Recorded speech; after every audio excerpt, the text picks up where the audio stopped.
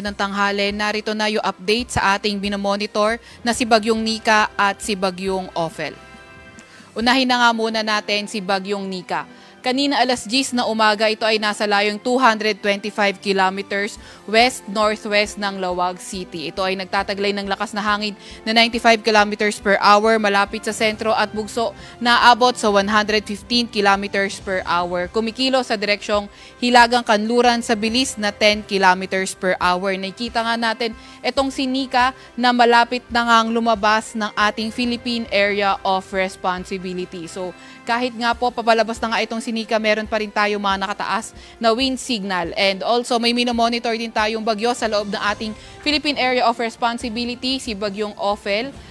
At sa labas naman ng ating Philippine Area of Responsibility, nasa loob ng ating Tropical Cyclone Information Domain, si Bagyong Manyi. So sa mga susunod na slide, maglalabasin tayo ng update tungkol nga dito kay Ophel at kay Manyi. Ito yung latest track ni Ophel. Ito nga si Ophel, mananatili siya as severe tropical storm habang nasa loob ng ating Philippine Area of Responsibility at napakalapit na nga niya sa boundary ng ating Philippine Area of Responsibility. So this afternoon, posible na ngang lumabas ng PAR natin itong si Bagyong Nika.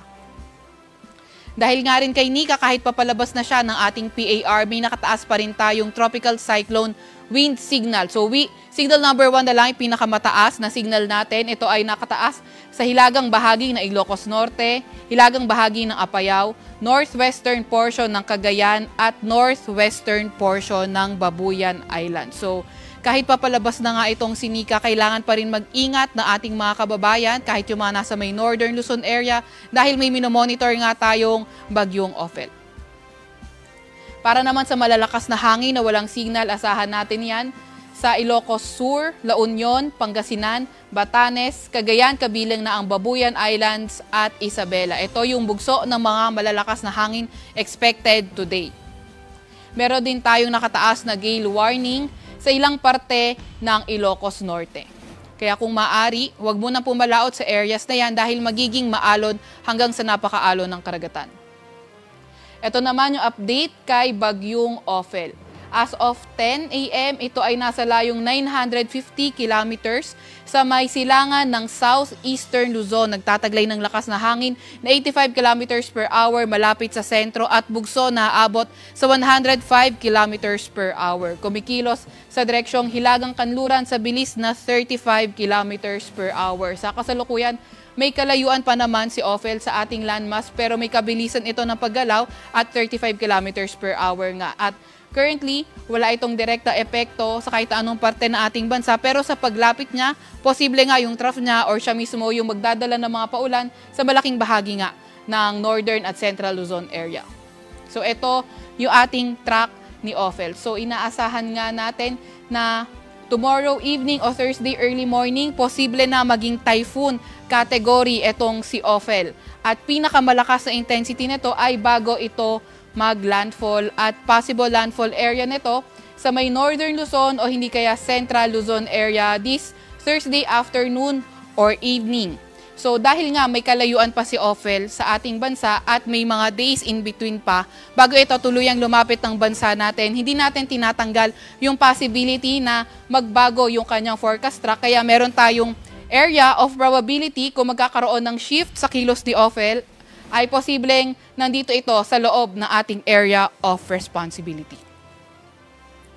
Ano nga ba inaasahan natin sa mga bugso ng mga malalakas na hangin bukas? Posible ito sa Catanduanes. By Thursday, sa may Batanes, sa may Quezon, kabilang na ang Polillo Islands, Camarines Norte, at ang northern portion ng Camarines Sur at Catanduanes. By Friday, sa may Isabela at ang northern portion ng Aurora.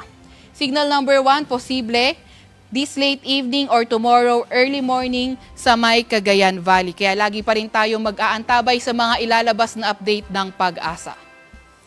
Meron din tayong nilabas na weather advisory para nga dito kay Bagyong Ophel.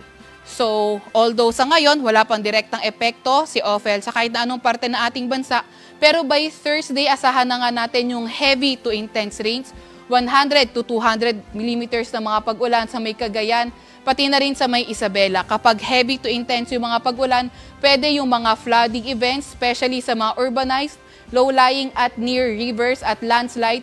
Landslide ay likely sa moderate to highly susceptible areas. Meron din tayong moderate to heavy rains, 50 to 100 millimeters sa may Apayao, Kalinga at Mountain Province. Ano bang ina-expect natin? Kapag may moderate to heavy rains tayo, localized flooding, posible mainly in areas na urbanized, low-lying or near rivers, at landslide posible sa mga highly susceptible na mga area.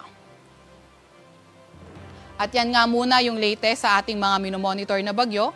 Ako po pala si Veronica Torres, nag-ulat.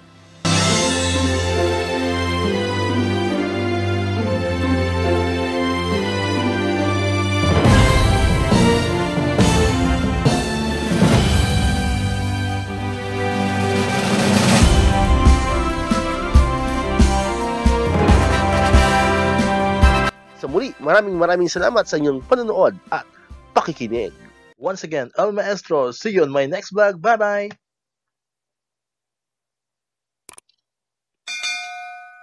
1, 2, 3, come on!